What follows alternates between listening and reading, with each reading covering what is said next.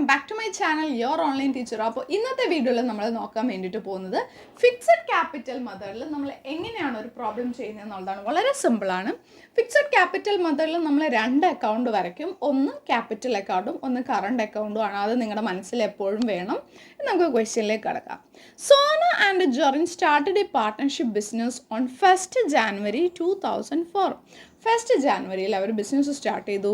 Sona contributed 50,000 and Jesin 20,000 as capital. അല്ലേ, ക്യാപിറ്റലായിട്ട് 50,000 25,000 കൊണ്ടുവന്നു എന്ന് പറയുന്നു. അത് ക്യാപിറ്റലാണ് അല്ലേ. സോ അത് നമ്മൾ എവിടെ എഴുതണം? രണ്ട് അക്കൗണ്ട് ഉണ്ടാകും. അതിൽ പാർട്ട്നേഴ്സ് ക്യാപിറ്റൽ അക്കൗണ്ടിൻ്റെ ക്രെഡിറ്റ് സൈഡിൽ നമ്മൾ ആദ്യമായിട്ട് അവർ കൊണ്ടുവന്ന ക്യാപിറ്റൽ ആയതുകൊണ്ട് അതിനെ ബാലൻസ് ബ്രോ ഡൗൺ എന്ന് പറഞ്ഞിട്ടാണ് എഴുതേണ്ടത്. 50,000-ഉം 25,000-ഉം. ഓക്കെ, അപ്പോൾ ആദ്യത്തെ കാര്യം നമ്മൾ റെക്കോർഡ് ചെയ്ത് കഴിഞ്ഞു. ഓക്കെ, ഇനി എന്താ പറഞ്ഞിരിക്കുന്നത്? They decided to share profits and losses in the ratio 2:1. 2:1 റേഷ്യോയിലാണ് അവർ പ്രോഫിറ്റ് ആൻഡ് ലോസ് ഷെയർ ചെയ്യുന്നത്. ഓക്കെ, ആയിക്കോട്ടെ. Sona was entitled to a salary of 2,000 per month. സോനയ്ക്ക് സാലറി കിട്ടുന്നുണ്ട് മാസം 2,000 രൂപ വെച്ചിട്ട്. അപ്പോൾ ഇൻറ്റു 12 ചെയ്യുമ്പോൾ 24,000 രൂപയല്ലേ ഒരു വർഷം സാലറി കിട്ടുന്നത്. അപ്പോൾ സോനയുടെ സാലറി ക്യാപിറ്റലുമായി ബന്ധപ്പെട്ടതാണോ? അല്ല. അതുകൊണ്ട് നമ്മൾ അതെന്ത് ചെയ്യണം? കറണ്ട് അക്കൗണ്ടിൽ എഴുതണ്ടേ. കറണ്ട് അക്കൗണ്ടിൽ തന്നെ പാർട്ട്നേഴ്സിന് കിട്ടുന്നതെല്ലാമാണ് നമ്മൾ എവിടെ എഴുതേണ്ടത്? ക്രെഡിറ്റ് സൈഡിൽ എഴുതേണ്ടത്. അവരുടെ കയ്യിൽ നിന്ന് കുറയുന്നതെല്ലാം നമ്മൾ എന്ത് ചെയ്യണം? ഡെബിറ്റ് സൈഡിൽ എഴുതണം. അപ്പോൾ സാലറി പാർട്ട്ണർക്ക് കിട്ടുന്നതല്ലേ, കിട്ടുന്നതായതുകൊണ്ട് ബൈ സാലറി എന്ന് എഴുതി. അതിൽ സോനയ്ക്ക് മാത്രമേ കിട്ടുന്നുള്ളൂ. സോ സോനയുടെ അക്കൗണ്ടിൽ 24,000 എഴുതി, ജെറിൻ്റെ അക്കൗണ്ടിൽ ഒന്നുമില്ല കേട്ടോ. ഇനി എന്താ പറഞ്ഞിരിക്കുന്നത്? Partners are entitled to interest on capital at 5%. പാർട്ട്നേഴ്സിന് ഇൻട്രസ്റ്റ് ഓൺ ക്യാപിറ്റൽ 5% കിട്ടാനുണ്ട്. അപ്പോൾ ഇൻട്രസ്റ്റ് ഓൺ ക്യാപിറ്റൽ അവർക്ക് കിട്ടുന്നതാണല്ലോ. കിട്ടുന്നത് നമ്മൾ എന്ത് ചെയ്യണം? ഇവിടെ പാർട്ട്നേഴ്സ് കറണ്ട് അക്കൗണ്ടിൻ്റെ ക്രെഡിറ്റ് സൈഡിൽ എഴുതണം. By interest on capital. Interest on capital 5%. അവർ കൊണ്ടുവന്നിരിക്കുന്നത്, ഒരാൾ കൊണ്ടുവന്ന 50,000. സോ 50,000 ഇൻറ്റു 5/100 ചെയ്യുമ്പോൾ നമുക്ക് 2,500 കിട്ടും.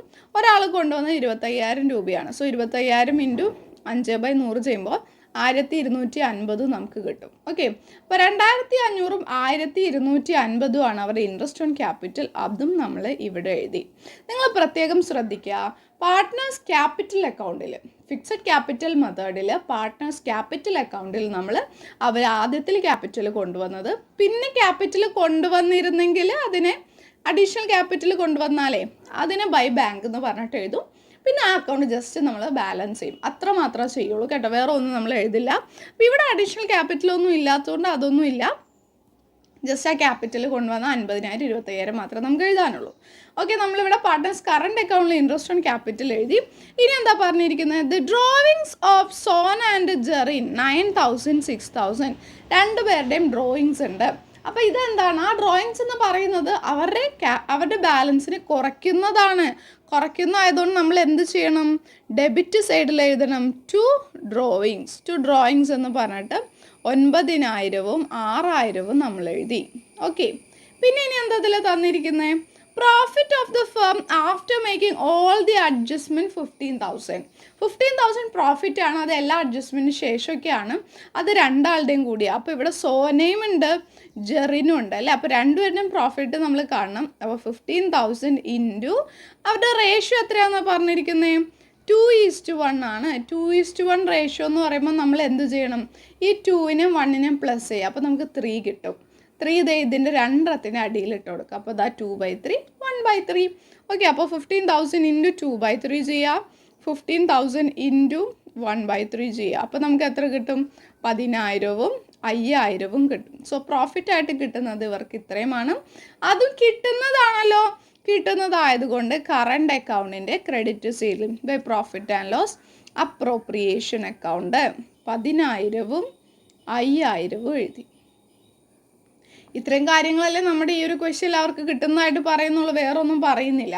അപ്പോൾ എന്ത് കാര്യങ്ങൾ തന്നാലും കിട്ടുന്നതൊക്കെ പാർട്ട്നേഴ്സ് കറണ്ട് അക്കൗണ്ടിൻ്റെ ക്രെഡിറ്റ് സൈഡിൽ എഴുതാം, കുറയുന്നത് ഇപ്പോൾ ഡെബിറ്റ് സൈഡിൽ എഴുതാം. ഇനി നമ്മൾ ബാലൻസ് ചെയ്യാം.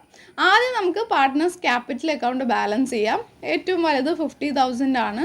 സോ ഇവിടെ 25,000 ആണ്. അത് രണ്ട് അക്കൗണ്ടിൽ നമ്മൾ എഴുതി 50,000, 25,000. ഈ ഡെബിറ്റ് സൈഡിൽ പ്രത്യേകിച്ച് ഒന്നും ഇല്ല. അപ്പോൾ നമുക്ക് എന്ത് ചെയ്യാം, ഈ 50,000ഉം 25,000ഉം അങ്ങനെ തന്നെ ഇവിടേക്ക് എഴുതാം. ഇതിനെ to balance carry down. Okay, ഇതാണ് നമുക്കിവിടെ ബാലൻസിങ് ഫിഗർ ആയിട്ട് കിട്ടിയത്. ഇനി അതേപോലെ പാർട്ട്നേഴ്സ് കറണ്ട് അക്കൗണ്ട് നമ്മൾ ടോട്ടൽ ചെയ്യുന്ന സമയത്ത് നമുക്ക് ഈ സൈഡിൻ്റെ ടോട്ടൽ ക്രെഡിറ്റ് സൈഡിലാണ് കൂടുതലുള്ളത്. 36,500 വരുന്നത്. ദെൻ ഇവിടെ 6,250ഉം 6,250. ഡെബിറ്റ് സൈഡിലെ എമൗണ്ട് കുറവല്ലേ. സോ ഈ 36,500-ൽ നിന്ന് ഈ 9,000 കുറച്ച് കഴിയുമ്പോൾ നമുക്ക് 27,500 കിട്ടും. ഇവിടെയാണെങ്കിലോ 6,250-ന് 6,000 കുറച്ച് കഴിയുമ്പോൾ 250 കിട്ടും. സോ ഇതിനെ നമുക്ക് ടു